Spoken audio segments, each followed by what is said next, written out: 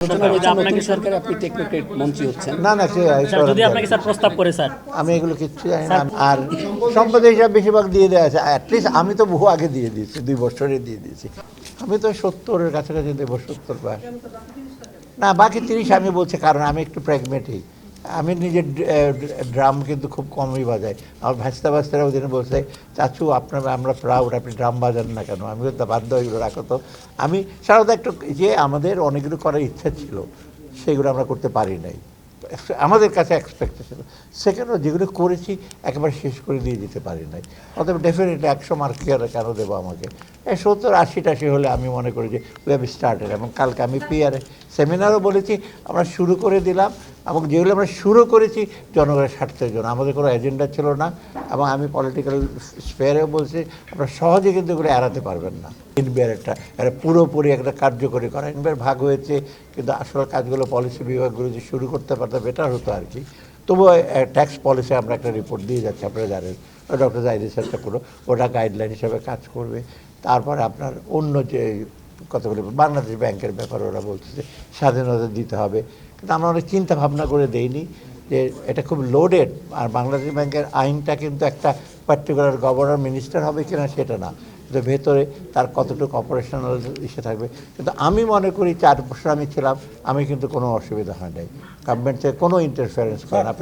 সরকারের অর্থনৈতিক খাতে চ্যালেঞ্জটা কি মনে করছেন? চ্যালেঞ্জগুলো, মেইন চ্যালেঞ্জটা একটা চ্যালেঞ্জ তো হলো আমাদের যেটা এই বাণিজ্য শিল্পগুলোকে আর অ্যাক্টিভেট করা। ব্যবসা বাণিজ্য যদি ইসে না হয়, এমপ্লয়মেন্ট আসবে না, যেটা সবচেয়ে বড় আমাদের একটা বড় চ্যালেঞ্জ। এবং এমপ্লয়মেন্ট না আসলে লোকজনের আপনার কি পারচেজিং পাওয়ার, এটা ডিফিকাল্ট হবে, এইটা একটা সবচেয়ে বড়। আর বাংলাদেশ কিন্তু এখনও ইন্ডাস্ট্রিয়াল বেস কিন্তু খুব কম, আমরা ডিপেন্ড করি কি এক্সপোর্টের উপরে। কিন্তু বাংলাদেশ তো আর হংকং আর সিঙ্গাপুর হয়ে যেতে পারবে না। আমাদের নিজস্ব industrial base, small medium enterprise, এটা একটা বড় ইস্যু। সেকেন্ড হলো ইনফ্লেশনটা এখনও আছে। তো ইনফ্লেশনটা খালি এই মনিটারি পলিসি দিয়ে হবে না, ইনফ্লেশনের একটা বহুমাত্রিক একটা জিনিস আছে, তবু আমরা চেষ্টা করেছি। থার্ড হলো ব্যাংকিং সেক্টরটা, ব্যাংকিং সেক্টর আমরা রিঅর্গানাইজ করেছি। কিন্তু সমস্যা এত বেশি, এত মানে কঠিন কিছু কিছু পদক্ষেপ নিতে হবে। এখন যেটা করেছে গভর্নর প্রেজওয়ার্দি, but that is not enough. আপনি দেখবেন এখনও ক্রেডিট সাপ্লাই কম, এখনও লোকদের কনফিডেন্সটা কিছুটা আসছে, রিসেন্ট আপনার ডিপোজিট বেড়েছে, ওটা একটা বড়।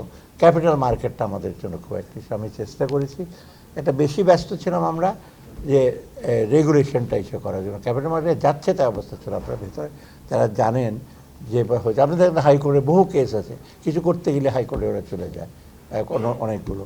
অর্থাৎ ক্যাপিটাল মার্কেট আমি মনে করি এটা যদি ডেভেলপ না করি, ব্যাংকের উপর ডিপেন্ড করে কিন্তু ব্যবসা বাণিজ্য হবে না। সব দেশে কিন্তু equity participation, share market, bond, বিশেষ করে প্রাইভেট সেক্টরে বন্ড মার্কেটটা দরকার। ইন্স্যুরেন্সটা আরেকটা খুব সেন্সিটিভ ইন্স্যুরেন্স, আমরা চেষ্টা করেছি। খুব খুব সুবিধার তেমন না ইন্স্যুরেন্স সেক্টরটা, অথচ ইন্স্যুরেন্স ইজ ভেরি ইম্পর্টেন্ট। আর বাকিগুলো আছে আপনার জ্বালানি একটা সবচেয়ে বড় চ্যালেঞ্জ আমাদের। এটা আমরা সে ভবিষ্যতে প্ল্যান করেছি, কিন্তু জ্বালানির জন্য আমাদের দরকার সোর্স ড্রিলিং করা। যেমন আজকে একটা প্রপোজাল ছিল, আমরা ওটা আরেকটু এক্সামিন করে দেখেন, অফশোর ড্রিলিং, তবে অন্য অন্য অল্টারনেটিভ এনার্জি, বিশেষ করে আপনাদের সোলার এনার্জি আমাদের কিন্তু খুব বেশি ডেভেলপ করতে পারে না। আর সম্পদ হিসাব বেশিরভাগ দিয়ে দেওয়া আছে। অ্যাটলিস্ট আমি তো বহু আগে দিয়ে দিয়েছি, 2 বছরে দিয়ে দিয়েছি। না, এটা বোধ হয় ক্যাবিনেট ডিভিশনরা আলাপ করেছে, ওরা করবে ওদের মতো করে, এটা তো আমাদের দায়িত্ব না।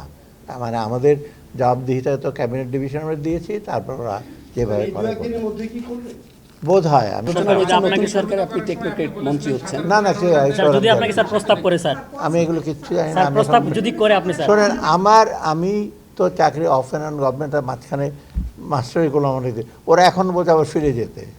2টা ইউনিভার্সিটি আমাকে বলছে ওরে যাবো, হ্যাঁ প্রস্তাব যদি দিয়ে আসবেন কিনা স্যার, সেটা আমার মনে হয় না। পলিটিক্যাল গভর্নমেন্ট হবে, তারা নিজেদের মতো করবে।